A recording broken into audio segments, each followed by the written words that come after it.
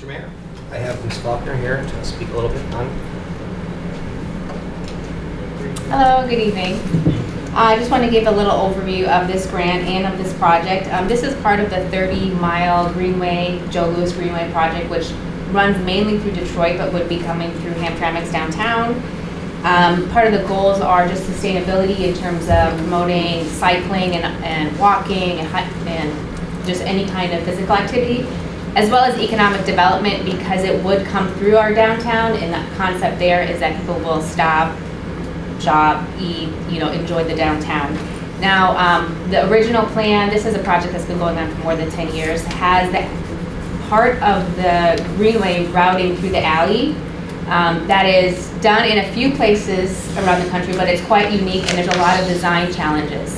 It would not close it off to automobiles in terms of deliveries, so it wouldn't be closed, but we would make accommodations so that it can be a shared use path. So the grant is really to have planners or engineers spend time designing that and looking into examples and doing public engagement to figure out how would we make this work. I don't think this project will be complete for a couple years in terms of actually constructing it. This is planning to answer some of those questions that many people in the community have. How would this possibly work coming through the alleyway? So that's basically the overview of the grant. Do you guys have any questions?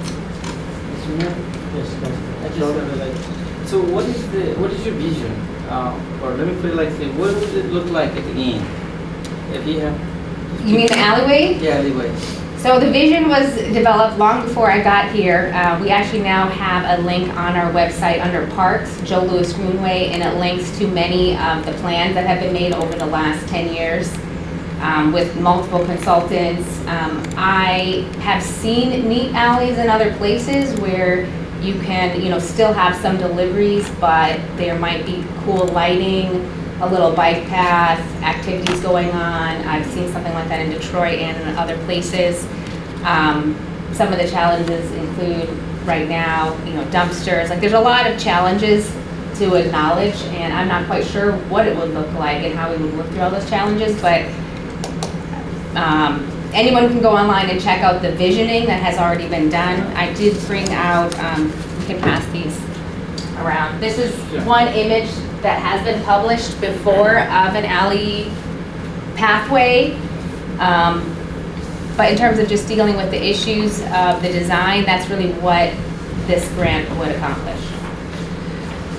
The thing is, our residents still use this alleyway as a road, and this is the only alleyways in Southeast Michigan that exist that we use that alleyway as a road again.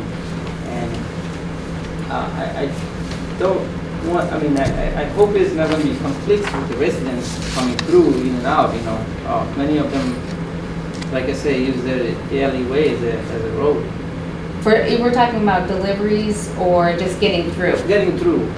During the festival, this is behind the KC, right? Yeah, part of it, not the whole thing. Would it be an issue? That's what they would look at. So I have a little, on page 10 of the grant, it talks about what the design would permit. So it says the design will permit vehicle access to the alley, businesses, and parking. This is page 10 and 11. However, at low speeds and as a secondary use. So cars can still go through, but it wouldn't be something we would want anybody zooming down either, which we wouldn't want that anyways, though, at this point, so. Thank you. I just want to, I'm familiar with this project a little bit, so I kind of want to just kind of build on the answer a little bit. Would be that one of the reasons that this project is really interesting is projects like this actually reduce the need for cars to come in for things like festivals and stuff like that, because they're going to be it's going to be a lighted paved pathway that people can ride their bikes in if they're coming from Ferndale or Southwest or any of these other places. It's going to be easier for them to get in with alternate modes of transportation that's actually going to alleviate a lot of the parking issues that we have for summer events. Now in winter, there's going to be a lot less people making use of them for things like that, but it'll still encourage people to do year-round cycling, because in the winter, one of the issues with cycling at night is it gets dark, but now we have a lighted, protected pathway.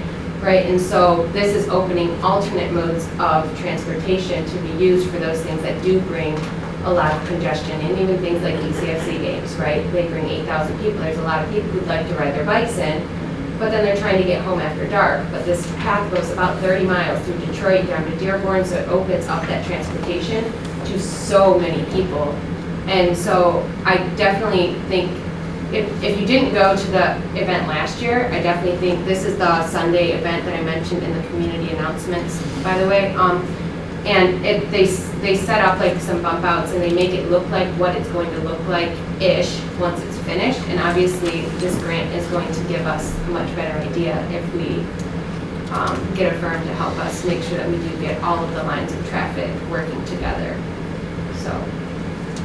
And I just want to highlight again, since we do now have a page regarding the Joe Louis Greenway on our City of Hamtramck website, I would just encourage anyone to check it out to see some of the concepts for the whole Greenway, as well as some of the concepts for our city. And again, you know, the final design is really, that's part of the process of having this event on the 25th and hiring an engineering or consulting firm.